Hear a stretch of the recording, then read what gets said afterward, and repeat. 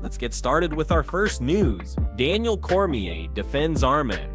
While Arman took a considerable amount of heat from fans and critics alike for withdrawing from UFC 311 earlier this year in January, it's important to note that he's not standing alone in his defense. Many within the MMA community have voiced their support for the rising lightweight contender. One of the most notable voices, former two-division UFC champion and current analyst, Daniel Cormier.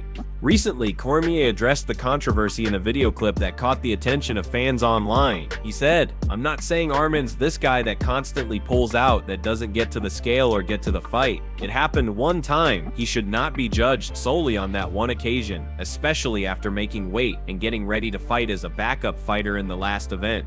Cormier emphasized that this wasn't a recurring issue with Arman, and that a little context and understanding were needed. "I'm just trying to give a little grace to the other side in regards to why that may have happened." This perspective from Cormier adds weight to the ongoing conversation, especially given his experience inside the octagon and as a respected commentator in the sport. He continued, "At the end of the day, I agree with y'all. It should be Arman versus Ilia, and I don't think there's any question about that." But Cormier also pointed out a critical issue that may still be influencing public perception, what he called a lasting memory. He referred to Arman's interaction with Paddy Pimblett inside the octagon following one of the recent events. The two had a verbal exchange post-fight, and it left a strong impression on fans. According to Cormier, "It's going to be hard to erase, man. That moment, whether staged or spontaneous, still lingers in fans' minds and may be shaping how Arman is viewed today." Now, when it comes to building hype, it's obvious that a fight between Paddy Pimblett and Ilia would be a huge draw. The star power, the contrasting styles, and the marketing potential are all there. But here's the big question: does Paddy really deserve that shot at the title more than Arman? On paper, and in the rankings, many would argue Arman has done more to earn the opportunity. He's fought tough opponents, he's taken risks, and aside from the UFC 311 withdrawal, he's been consistent and ready to go. Meanwhile, some believe Paddy is being pushed too fast, more for popularity than performance. At the end of the day, fans are left with a choice. Do you side with the hype or with the hard-earned merit? Cormier is clearly leaning toward merit, and it's hard to argue against that. So we ask you, who do you believe should get the next shot? Is it time for Arman to step in and take his rightful place? Or does Paddy Pimblett truly deserve the spotlight? Let us know in the comments below. Moving on to the second news, Shawn O'Malley reacts to not being UFC champion. Shawn O'Malley is no longer the UFC's bantamweight king. And while he obviously can't be thrilled about that fact, the always charismatic Sugar is trying to put a positive spin on the whole situation. The former champ is clearly doing his best to stay upbeat in the face of disappointment, and maybe even looking forward to the next chapter of his career. As most fans already know, Shawn failed to reclaim the bantamweight crown in June when he was submitted by Merab in the third round. The loss came as a shock to some, especially given the level of hype that surrounded the bout. Merab, of course, is a monster of an opponent, relentless with his grappling and pressure, and it proved to be too much for Shawn that night. Despite the loss, Shawn hasn't gone quiet. In fact, he recently appeared on Mike Perry's podcast, and as usual, he brought the energy. During the conversation, he joked about one silver lining to no longer holding the belt. He doesn't have to worry about championship weight anymore or 5-round fights. When Mike asked, "So you can make that 18 to 20 pound cut to 35 real easy now?" Shawn laughed and shot back, "Oh yeah, to 136 now though, baby. Yes, sir. No more champ. We got them 3-round bangers." The room laughed, but underneath the humor was a revealing truth. Shawn is clearly processing the shift in his career. No more belt, at least for now, but more freedom, less pressure, and shorter fights. And honestly, that could be a good thing. Fewer rounds, less weight to cut, and more room to evolve and reset.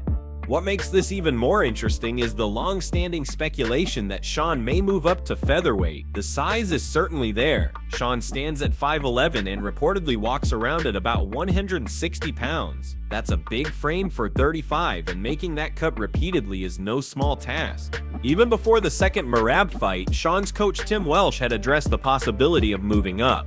According to Tim, it's definitely possible. There are still really big fights at bantamweight, but Shawn's body might be better suited for 120. If we take 6 to 7 months to put on 3 to 5 pounds of lean muscle, he could absolutely compete with a lot of the guys up there.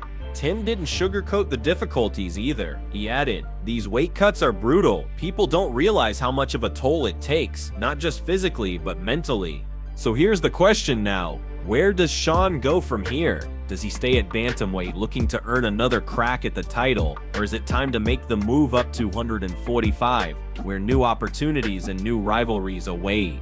Either way, Shawn remains one of the biggest names in the sport, whether it's for his striking, his flair, or his unforgettable walkouts. When Sugar's in the octagon, people pay attention.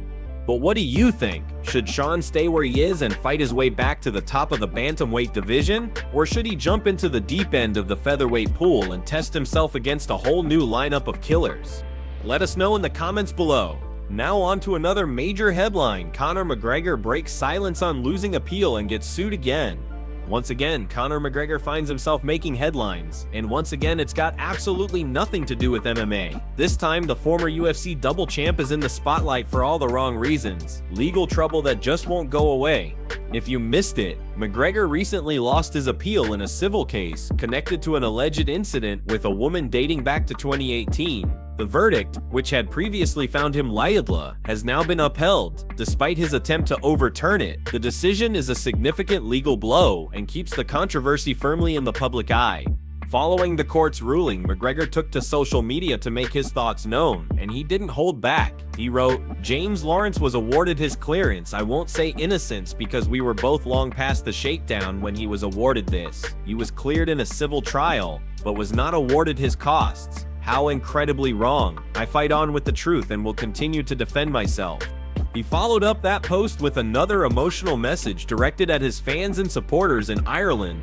"Ireland, amidst this shakeup, don't let it distract you. You can see what I'm up against here, and we knew this would always be the case. We fight on." McGregor also addressed the broader context of the case and what he feels was an unfair process. In a separate post, he said, "The trial had begun, and it was just her story out there. And when she was caught in lies, before I even had a chance to respond, they asked me to settle. I said, no chance. The truth and only the truth shall set you free." Clearly, McGregor is standing firm in his denial of any wrongdoing. But unfortunately for the Irish superstar, his legal troubles aren't over. In fact, things are getting even more complicated. According to a recent report from the Irish Mirror, the alleged victim, Nikita Hand, is now filing a lawsuit against her former neighbors, one of whom is Anne McGregor, Conor's own mother. Hand is reportedly seeking aggravated and punitive damages, along with legal costs, accusing the neighbors of defamation tied to the events following the 2018 incident.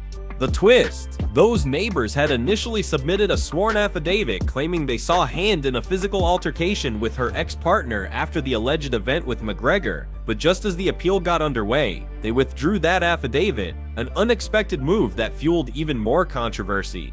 In a public statement following the appeal, Hand said, "I'm deeply grateful for everyone who supported me, believed in me, and stood by my side during this long and painful journey. This appeal has traumatized me again and again, being forced to relive it. What happened has had a huge impact on me. For every survivor out there, I know how hard it is, but please don't stay silent. You deserve to be heard. You deserve justice. Today, I can finally move on and try to heal. Thank you."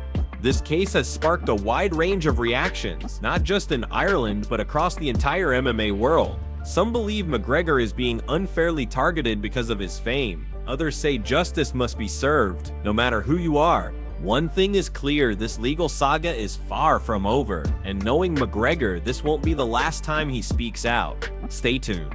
Now let's move on to another hot topic. The MMA community reacts to Du Plessis' insane body transformation. We're just a couple of weeks out from one of the most anticipated middleweight showdowns in recent memory, UFC 319, where Khamzat will challenge Du Plessis for the middleweight throne. And as fight night approaches, all eyes are on the champ's physical transformation. To put it simply, Du Plessis is looking absolutely shredded.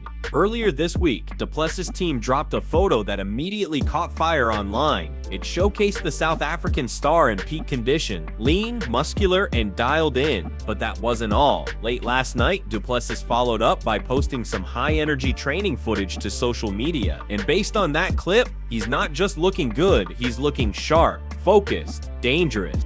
And of course, the MMA community did what it does best, reacted instantly.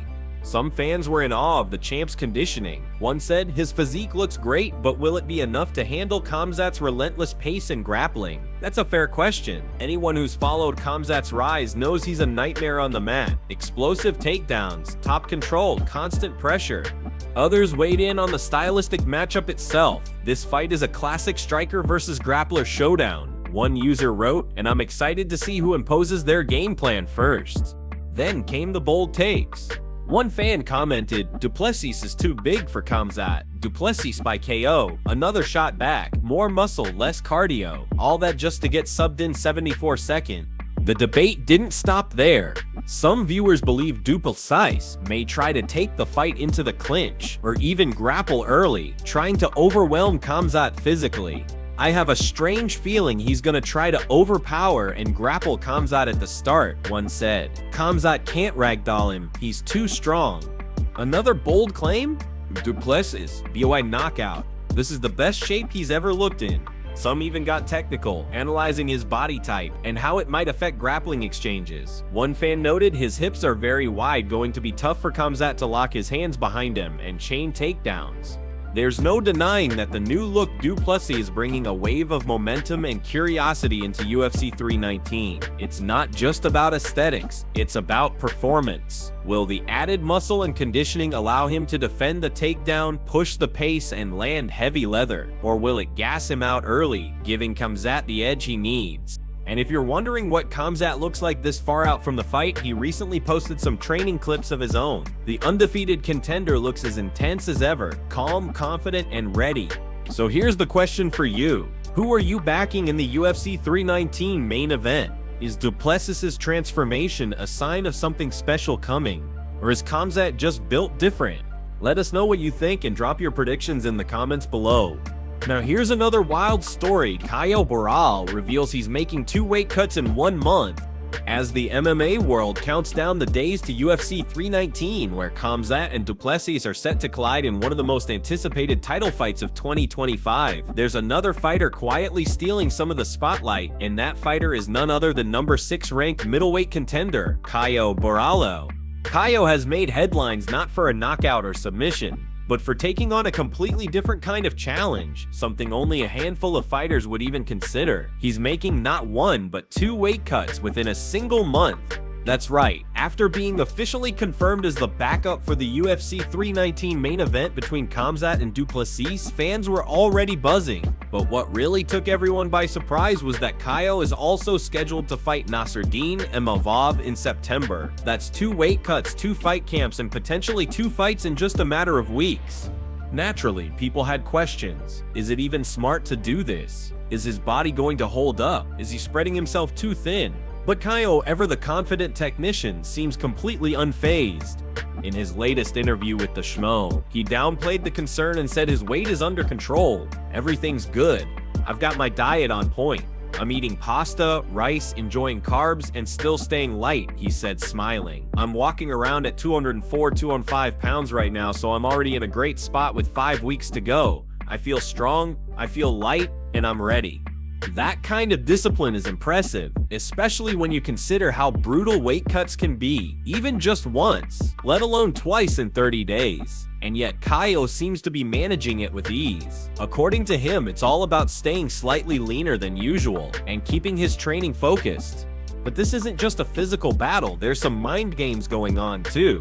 During the same interview, Kaio fired a shot at his September opponent, Nasruddin Imavov. He accused him of lying for previously claiming he was the backup fighter for UFC 319. He said he was the backup. "That's not true. I am the official backup. The UFC confirmed it. If I get the call, I'll be stepping into that cage," Kaio declared. When asked if he's mentally preparing for both matchups, Imavov in Paris and potentially Khamzat or Du Plessis in a surprise call-up, Kaio made it clear, "I'm focused on Imavov. That's the main target, but I'm also ready for anything. If they need me, I'll go 5 rounds of war, and if I don't fight at 319, I'll just make weight again and go get that number 1 spot in Paris." Whether or not he gets the call for UFC 319, Kaio Baral has already shown that he's willing to take risks and stay ready, no matter the cost. So what do you think? Is Kaio biting off more than he can chew with 2 cuts in 1 month, or is this a calculated move from a future title contender? Let us know in the comments. Finally, Arman continues to take shots at Ilia Topuria. The tension between Arman and Ilia Topuria has been bubbling for a while now, but it reached a new level this past Friday when Arman took to X, formerly Twitter, and didn't hold back. He absolutely blasted Topuria with a fiery post that had the MMA community buzzing. Arman wrote, "Who wants to let Ilia know he's not McGregor and that he's making all the champs look bad? Champs fight the #1 contender, but this is the same guy who thinks he's the BMF. How do you say bull in Spanish?"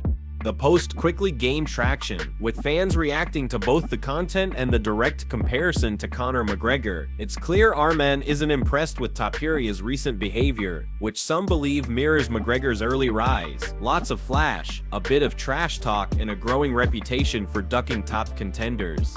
But Arman wasn't done. Shortly after the tweet, he posted a video clip of himself downing a massive pile of cheeseburgers, joking in the caption, "I'm coming for Joey Chestnut next. Let's hope he doesn't duck me too."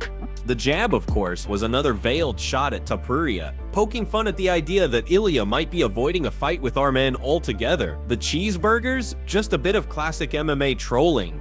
It's all part of a growing rivalry that fans are desperate to see resolved inside the octagon. With Arman pushing hard for his shot and Ilia sitting atop the division, many believe it's the fight to make. Whether it's frustration or pure mind games, Arman is keeping the pressure on, loudly, publicly, and without apology.